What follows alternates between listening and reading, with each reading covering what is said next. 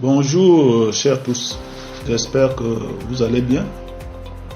Je viens aujourd'hui partager avec vous la problématique des décharges à ciel ouvert. Selon les directives européennes, selon les normes environnementales, les standards internationaux, les décharges à ciel ouvert sont interdites au niveau des pays développés et même au niveau des pays en voie de développement. Et je crois que le Gabon n'est pas en marge.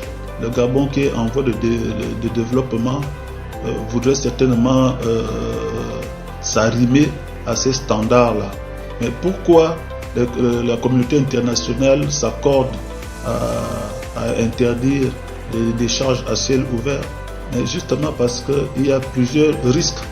Il y a des risques environnementaux et il y a des risques sur la santé humaine. Concernant d'abord les risques environnementaux, il y a la pollution atmosphérique, les gaz à effet de serre, la dégradation de la couche d'ozone, et ce qui a un impact direct sur la santé humaine. Sur la santé humaine, il peut y avoir la manifestation des pathologies comme les cancers de la peau, sans oublier les infections pulmonaires. Au niveau du sol et du sous-sol, il y a des infiltrations.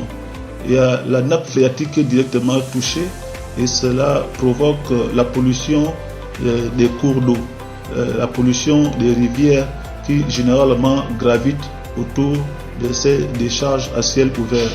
Et qui parle de pollution des cours d'eau, parle de disparition des poissons. À cela s'ajoute le fait que l'homme utilisant ces eaux de rivières peut être exposé à plusieurs maladies que nous n'allons pas énumérer ici. Voilà un peu globalement énuméré ici l'ensemble des risques environnementaux et les risques sur la santé humaine. Quelles sont maintenant des propositions que nous pouvons apporter par rapport à cela?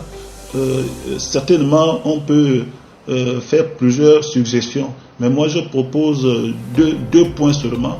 Le premier point étant l'acquisition massive des incinérateurs.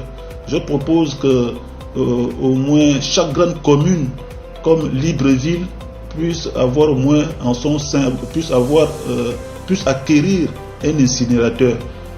S'il s'agit par exemple de la province de l'Estuaire, qu'il y ait au moins 2 ou 3 incinérateurs dans les grandes provinces. Dans les petites provinces qui n'ont pas trop d'agglomération, on peut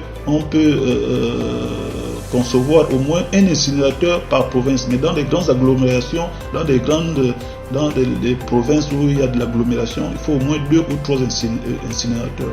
L'incinérateur permet de détruire les déchets solides sans pouvoir polluer l'environnement. Deuxièmement, je propose d'investir sur les usines de transformation des déchets.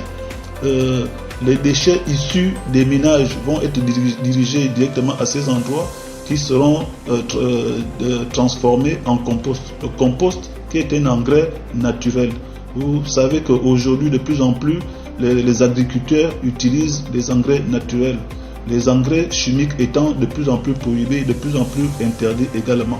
Donc voilà un peu grosso modo la thématique que j'ai voulu partager avec vous aujourd'hui, la problématique des décharges à ciel ouvert. Je vous remercie.